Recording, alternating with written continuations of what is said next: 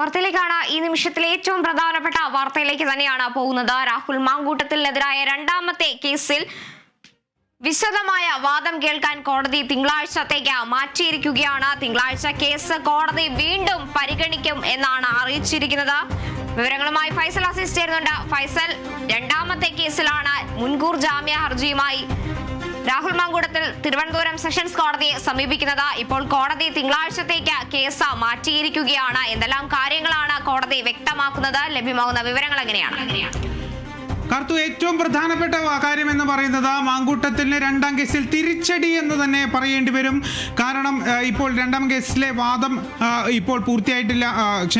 രണ്ടാം കേസ് ഇപ്പോൾ കോടതി പരിഗണിച്ചു. അതിനുശേഷം കേസ് തിങ്കളാഴ്ചത്തേക്ക് മാറ്റി പൂർണ്ണമായ വാദത്തിന് വേണ്ടി, വിശദമായ വാദത്തിന് വേണ്ടി തിങ്കളാഴ്ചത്തേക്ക് മാറ്റുന്നു എന്നാണ് കോടതി പറഞ്ഞിരിക്കുന്നത്. തിരുവനന്തപുരം സെഷൻസ് കോടതിയാണ് കേസ് പരിഗണിച്ചത്. കഴിഞ്ഞ ദിവസമാണ് രാഹുൽ മാങ്കൂട്ടത്തിനെതിരെ ഈ രണ്ടാം കേസിൽ FIR രജിസ്റ്റർ ചെയ്യുന്നത്. അതായത് 23 യുവതിയെ, ബാംഗ്ലൂർ സ്വദേശിയായ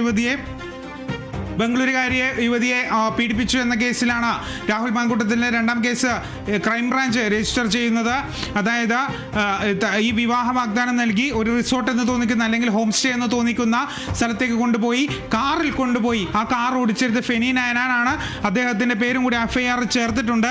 ആ ഫെനി നയനാൻ ഉപയോഗിച്ചിരുന്ന കാറിൽ കൊണ്ടുപോയി തന്നെ ക്രൂരമായി ബലാത്സംഗം ചെയ്യുകയും ശരീരമാസകലം ഉപദ്രവം ഏൽപ്പിക്കുകയും മുറിവുകൾ ഏൽപ്പിക്കുകയും വലിയ രീതിയിലുള്ള മുറിവുകൾ ഏൽപ്പിക്കുകയും ചെയ്തു എന്നാണ് പോലീസിൽ ഈ പെൺകുട്ടി മൊഴി നൽകിയത്. ഈ കേസിലാണ് ഇപ്പോൾ കോടതി മുൻകൂർ ജാമ്യത്തിന് വേണ്ടി കോടതിയെ സമീപിച്ച് രാഹുൽ മാങ്കൂട്ടത്തിൽ തൻ്റെ അറസ്റ്റ് തടയണമെന്നും രാഹുൽ മാങ്കൂട്ടത്തിൽ ആവശ്യപ്പെട്ടിട്ടുണ്ട്. എന്നാൽ അറസ്റ്റ് തടയാൻ കോടതി ഉത്തരവിട്ടിട്ടില്ല. അതിന് തൊട്ട് പിന്നാലെയാണ് ഈ കേസിൽ പൂർണ്ണമായ വാദം കേൾക്കുന്നതിന് വേണ്ടി കേസ് തിങ്കളാഴ്ചത്തേക്ക് മാറ്റിയിരിക്കുന്നത്. തിങ്കളാഴ്ച ഇതിൻ്റെ എന്തായിരിക്കും കോടതി പറയാൻ പോകുന്നത് എന്നുള്ള കാര്യം, വിശദമായ വാദം തിങ്കളാഴ്ചത്തേക്ക് പരിഗണിക്കും. തിങ്കളാഴ്ചത്തേക്ക് കേസ് മാറ്റിയിരിക്കുകയാണ്. ഇതിൽ ഏറ്റവും പ്രധാനപ്പെട്ട കാര്യം എന്ന് പറയുന്നത്, ഇതിലെ ആദ്യത്തെ കേസിൽ രാഹുൽ മാങ്കൂട്ടത്തിന് മുൻകൂർ ജാമ്യ ഹർജി തിരുവനന്തപുരം സെഷൻസ് കോടതി തള്ളിയിരുന്നു. അതിന്റെ ഭാഗമായി കൊണ്ട് തന്നെ അദ്ദേഹം ഹൈക്കോടതിയെ സമീപിച്ചു. ഹൈക്കോടതി അദ്ദേഹത്തിന്റെ അറസ്റ്റിന് താൽക്കാലികമായി ഒരു സ്റ്റേ വരുത്തുന്ന ഒരു സാഹചര്യമൊക്കെ ഉണ്ടായിരുന്നു. അത്തരത്തിൽ രാഹുലിന് രാവിലെ ആശ്വാസമാണെങ്കിൽ വൈകിട്ടാകുമ്പോഴത്തേക്ക് അത് തിരിച്ചടി എന്ന രീതിയിലേക്ക് മാറുന്നു.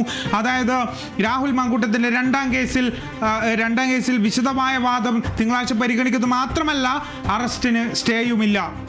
കാർത്തു, ഫൈസൽ, അതുപോലെ തന്നെ ഇപ്പോൾ അറസ്റ്റ് കോടതി തടഞ്ഞിട്ടില്ല. ഈ ഒരു സാഹചര്യം അന്വേഷണ സംഘത്തിനും ഗുണകരം തന്നെയാണ്. 10ാം ദിവസവും ഒളിവിൽ കഴിയുന്ന രാഹുൽ മാങ്കൂട്ടത്തിലായി അന്വേഷണം ഊർജിതമാക്കാൻ സാധിക്കും. ഇപ്പോൾ രണ്ടാമത്തെ കേസിൽ രാഹുൽ മാങ്കൂട്ടത്തിനെ അറസ്റ്റ് ചെയ്യാൻ പോലീസിന് ഇപ്പോൾ കഴിയുമെന്നതാണ് മനസ്സിലാക്കാൻ സാധിക്കുന്നത്. അങ്ങനെയാണെങ്കിൽ അന്വേഷണം ഏത് രീതിയിലായിരിക്കും മുന്നോട്ട് പോവുക? അന്വേഷണം ഏതായാലും ദ്രുതഗതിയിൽ തന്നെ മുന്നോട്ട് പോകുന്ന ഒരു സാഹചര്യം തന്നെയാണ് നിലവിലുള്ളത്. കാരണം 10 ദിവസമായി രാഹുൽ മാങ്കൂട്ടത്തിൽ ഇപ്പോൾ ഒളിവിലാണ്. ബംഗളൂരുവിൽ തന്നെ ഉണ്ട് എന്നാണ് SITയുടെ ഒരു നിഗമനം എന്ന് പറയുന്നത്. എന്തായിരിക്കും ഇനി അടുത്ത കാര്യം എന്ന് അറിയേണ്ടത് തന്നെയാണ്. കാരണം രാഹുൽ മാങ്കൂട്ടത്തിന് ഇതുവരെയും പിടികൂടാൻ സാധിച്ചിട്ടില്ല. എന്തായിരിക്കും രാഹുൽ മാങ്കൂട്ടത്തിൻ്റെ അടുത്ത നീക്കമെന്നാണ് ഇനി അറിയേണ്ടത്. ആരുടെ സംരക്ഷണയിലാണ് രാഹുൽ മാങ്കൂട്ടത്തിൽ ഇപ്പോൾ കഴിയുന്നത് എന്നുള്ളത് ഏറ്റവും വലിയൊരു ചോദ്യം തന്നെയാണ്. കാരണം അത്രയും പോലീസിനെയും എല്ലാവരെയും മറികടന്നുകൊണ്ട് നേരത്തെ പുറത്തു വരുന്ന ഒരു വാർത്ത ഏറ്റവും ശ്രദ്ധിക്കേണ്ട കാര്യം തന്നെയാണ്. അതായത് രാഹുൽ മാങ്കൂട്ടത്തിൽ പോലീസ് വരുന്നു എന്നുള്ളൊരു വിവരം രാഹുൽ മാങ്കൂട്ടത്തിന് കൃത്യമായി ലഭിക്കുന്നുണ്ട്. തന്നെ അന്വേഷിച്ച് പോലീസ് വരുന്നു എന്നുള്ളൊരു വിവരം രാഹുൽ മാങ്കൂട്ടത്തിന് കൃത്യമായി ലഭിക്കുന്നുണ്ട് എന്നാണ് മനസ്സിലാക്കേണ്ടത്. കാരണം അതിൻ്റെ ഭാഗമായി കൊണ്ട് തന്നെ പോലീസ് എത്തുന്നതിന് മുമ്പ് രാഹുൽ മാങ്കൂട്ടത്തിൽ ഒളിച്ചിരുന്ന സ്ഥലത്ത് നിന്ന് മുങ്ങുന്ന ഒരു സാഹചര്യമുണ്ട്. അതൊരു അഭിഭാഷക വഴിയാണ് രാഹുൽ മാങ്കൂട്ടത്തിന് വിവരം കിട്ടുന്നത് എന്നുള്ളൊരു വാർത്ത രാവിലെ പുറത്തു വരുന്ന ഒരു സാഹചര്യം ഉണ്ടായിരുന്നു. അപ്പോൾ അതുകൊണ്ട് തന്നെ എന്തായിരിക്കും ഇനി രാഹുലിൻ്റെ നീക്കം എന്നുള്ള കാര്യമാണ്. ഈ കേസിൽ അറസ്റ്റ് തടഞ്ഞിട്ടില്ല. ഈ കേസിലും കൂടി അറസ്റ്റ് തടയുകയാണെങ്കിൽ രാഹുൽ മാങ്കൂട്ടത്തിൽ ഉറപ്പായും കീഴടങ്ങിയേനെ, അല്ലെങ്കിൽ ഉറപ്പായും പുറത്തു വന്നേനെ എന്നുള്ളൊരു നിഗമനമുണ്ട്. എന്നാൽ ഈ കേസിൽ അറസ്റ്റ് നടന്നിട്ടില്ല. ഇനിയും രാഹുൽ മാങ്കൂട്ടത്തിൽ ഒളിവിൽ തന്നെ ആയിരിക്കുമോ, അതോ പിടികൂടാനാകുമോ എന്നുള്ളൊരു കാര്യം കൂടിയുണ്ട്. രണ്ടാമത്തെ കേസിൽ ഇപ്പോൾ അറസ്റ്റ് തടഞ്ഞിട്ടില്ല. രാഹുൽ മാങ്കൂട്ടത്തിൻ്റെ തിരിച്ചടി എന്ന് തന്നെ വേണം പറയാൻ. കാരണം അത്രയും ഗുരുതരമായ ഒരു കുറ്റം നടന്ന ഒരു സംഭവമാണ്. 23-കാരിയാണ് രാഹുൽ മങ്കൂട്ടത്തിൽ ബലാത്സംഗം ചെയ്തത് എന്നാണ് യുവതിയുടെ മൊഴി. അതായത് തന്നെ കാറിൽ കയറ്റി കൊണ്ടുപോയി റിസോർട്ട് അല്ലെങ്കിൽ ഈ ഹോം സ്റ്റേ എന്ന് കരുതപ്പെടുന്ന ഒരു സ്ഥലത്ത് കൊണ്ടുപോയി കാറിലായിരുന്നു കൊണ്ടുപോയത്. ആ കാർ ഓടിച്ചത് ഫെനി നാനാണ്, രാഹുൽ മങ്കൂട്ടത്തിൻ്റെ അടുത്ത സുഹൃത്താണ്. ഇവർ രണ്ടുപേരും കൂടി ചേർന്ന് കാറിൽ കൊണ്ടുപോയി തന്നെ ക്രൂരമായി ബലാത്സംഗം ചെയ്തു എന്നാണ് യുവതി പോലീസിന് നൽകിയ മൊഴി എന്ന് പറയുന്നത്.